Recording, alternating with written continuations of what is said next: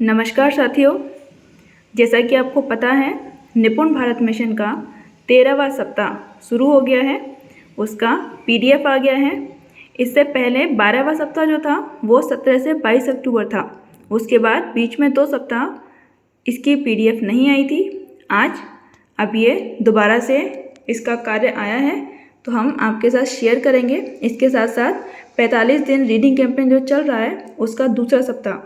तो साथियों, हमें अब जो अपनी शिक्षण योजना बनानी है उसमें इन दोनों को ध्यान में रखकर कार्य करना है। तो मैं पूरे सप्ताह की शिक्षण योजना आपके साथ यहाँ पर शेयर करूँगी। चलिए देखते हैं सोमवार की शिक्षण योजना सप्ताह 13। यहाँ मैं पहली क्लास की शिक्षण योजना आपके साथ शेयर कर रही हूँ। विषय हिंदी, पठन अभ्यास, गणित, अंग्रेजी और सुनो कहानी, जो कि 45 दिन रीडिंग कैंपेन की है। इसके बाद लर्निंग आउटकम व चयनित पाठ में हिंदी में हमें एक ही मात्रा पर कार्य करना है, उसकी पहचान करानी है बच्चों को। पठन अभ्यास में एक ही मात्रा लगाकर अक्षर को पढ़ना सिखाना है। गणित में बंडल बनाने की समझ विकसित करनी है बच्चे के अंदर। अंग्रेजी में आप अपने अनुसार जो कराएं, मैंने यहाँ पर मैच इट कराए हैं।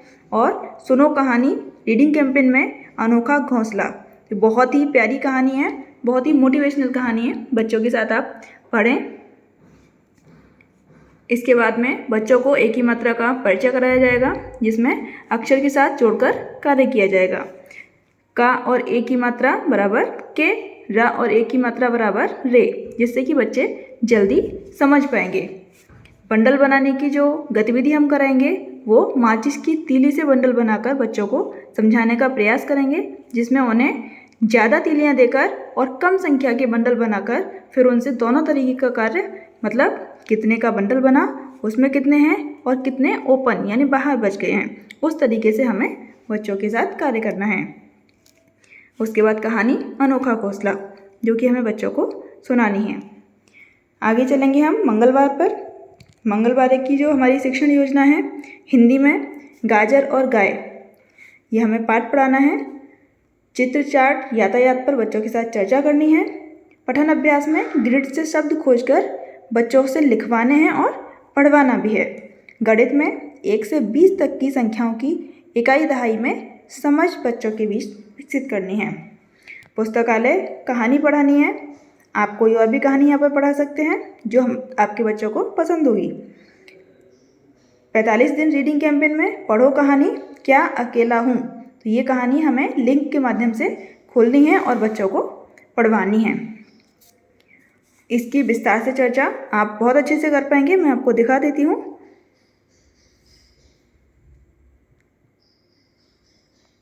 और मंगलवार को गुरु नानक जयंती या कार्तिक पूर्णिमा का अवकाश भी है, लेकिन मेरी यहाँ शिक्षण योजना तैयार है।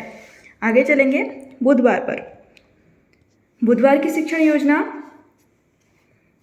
हिंदी में पाठ 7 गौरैया फुर पर कार्य करना है, बच्चों को पढ़ानी है।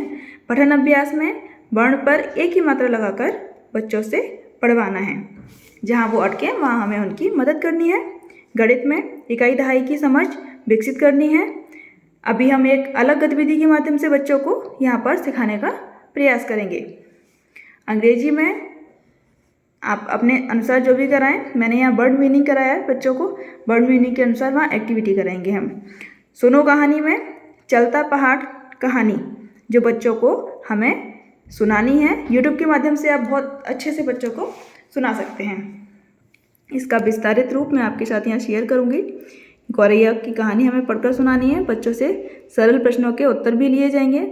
बच्चों को फर्श पर एक गोला बनाकर, एक के अंदर एक गोला बनाकर वहाँ इकाई और दहाई लिखकर एक एक्टिविटी करानी है, जिसमें बच्चे से कुछ भी, आप कंकड़ हो, कोई भी अन्य साधन जो आपका होगा उसे आप फेंकवाएं और जहाँ पर वो जाकर रुके फिर बच्चे से पूछें कि ये कितनी इकाई में और कितने कंकड़ दहाई में गए हैं। उसके अनुसार बच्चे पर बोर्ड पर संख्या लिखवाएं, तो ऐसे बच्चा जल्दी सीखेगा।